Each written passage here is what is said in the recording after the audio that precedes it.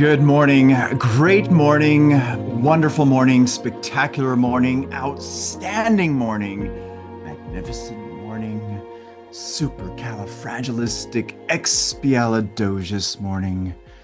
Yes, again, the beautiful reminder that we get to choose. Yes, you always have a choice, the same way that I always have a choice. See, we always have a choice. And what is that choice? Well, it's the choice of choosing our thoughts. Now, really grab onto that for just a moment. You have this ability to accept, reject ideas. You have this ability to give meaning to everything, of which is, by the way, fundamentally meaningless. Write that in your notes. Again, I share this every morning when we go through these study calls. Write down everything is fundamentally meaningless. Everything just is. Nothing is good or bad. It's our thinking that makes it so. Tony Robbins talked about this frequently about your reality, and he stated that your reality has nothing to do with the facts. It has to do with the meanings that you give those facts. And those meanings lead us onto a vibratory state, a frequency. And that frequency is the attractive force in our life. Now, again, circle around to the source. The source is in your thought, but not what you're thinking, it's how you're thinking. And that's what we dive into every single morning here in these beautiful Master Your Mind study calls. And it's our hope here at Elevitality that you will dive into using what we're sharing with you. Because remember, knowledge is not power. Information is not power. The only way that knowledge, information becomes power is when it's used, is when it's applied. And through the application, see, that's when the change happens. And that's what we're seeking for you. Now, here should also have with you a goal card. But keep in mind, it's not about the goal card. Yes, this goal card is an amazing tool, but it will only help you to accomplish what's written down if you're emotionally attached to it. See, it's about the tone, the emotion that's tied to the idea that delivers the outcome, not the idea itself. This is why most people's goals and dreams are never accomplished. It's because they're not emotionally involved with the idea. They just see it as something intellectual. And I got news for you. Nothing is ever achieved because of something being intellectual. Things are only achieved because we're emotional about them. And that's what we're hoping that you'll get to as well. Now, in these calls, we've been studying this magnificent masterpiece, The Master Key System by Charles Haanel. This is a big, beautiful jewel of amazing wisdom that, if used, will help you to accomplish whatever it is you seek. Think about this. How much you earn, what you do for work, your lifestyle. You can change all of it by changing what's happening inside. And that's what we love so much about this. So if you like a copy of this, just reach out and we'll let you know how to get it. All right? So let's dive into this, shall we? Let's go into where we are in this wonderful book. I'll go ahead and pull this up, and we're going to go over what we did go over in the previous session again. Why? Because it's important. It's very important.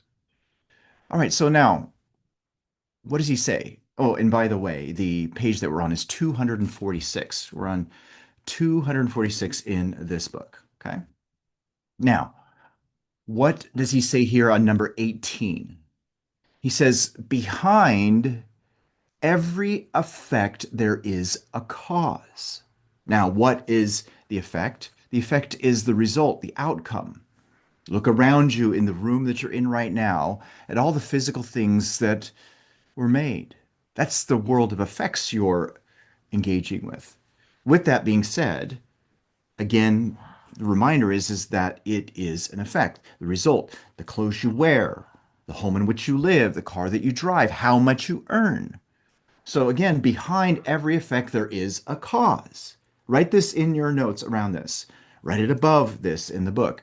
Like causes lead to like effects. Like causes lead to like effects. Now, behind every effect, there is a cause, and if we follow the trail to its starting point, we shall find the creative principle out of which it grew. See, this is where the exercise of looking at material things from the perspective that it was in someone's mind as an image before it became a material thing is an important thing to do. Because what it does is it shapes a different way of thinking for you, which will help you to not only relieve the weight of unknowing from your shoulders, but it'll also help you to get you to wherever you would love to get with calmness. So again, let's look at this one more time. Behind every effect, there is a cause. And if we follow the trail to its starting point, we shall find the creative principle out of which it grew. Steve Jobs talked about this. Oh, brilliant man. He said, you cannot connect the dots looking forward. You can only connect them looking backwards. And this is what Charles Haanel is pointing out. And if you do go back and look at the trail, you'll see that, yes, you may have taken actions for all the things that you needed to take action on to get to where you needed to go. But you'll find as you go back deeper to the source that it started in the mind. Everything starts in the mind. Bob Proctor said that frequently. Everything starts in the mind. And what's in mind? Thought. See, your mind itself is static energy, but thought is the movement. And through that movement comes the change. And this is what we're hoping that you see. This is what we are hoping that you use in your life. Now, proofs of this are now so complete that this truth is generally accepted. In other words, there's evidence everywhere. Evidence of what? Evidence of the universe, of God, of source, whatever it is you believe. It's all there. This ties into also another beautiful truth that I love to share with people because a lot of us think that we live in a material world, that we live in a physical world, that we're human beings. When the truth of the matter is we don't live in a physical world. Why? Because the physical world is a world of effects, of which comes from thought. See, the real world that you live in, the real world that I live in, the real world that all of us live in is an imaginal world. It's a thought evolved world. And the sooner you tap into that, the sooner you'll deliver the outcomes that you desire. Now he goes further. Number 19, the objective world is controlled by an unseen and heretofore unexplainable power. We have heretofore personalized this power and called it God, called it the universe, called it source. Whatever you believe, it's still the same. We now have, however, learned to look upon it as the permeating essence of principle of all that exists, the infinite or universal mind. Now that right there is a magnificent truth to tap into. It ties into helping you to see that you're a part of all of this and that the universal mind, that God, that source moves to and through you. Remember, you're the instrument of expression from this source of which you are a part of which you can create whatever outcome you want by using what's in your mind. Now, again, really grab onto that. It exists, it's there, and it's part of everything of which you are a part of that everything. See, everything we see, the buildings, nature, people, events, is influenced by this invisible power.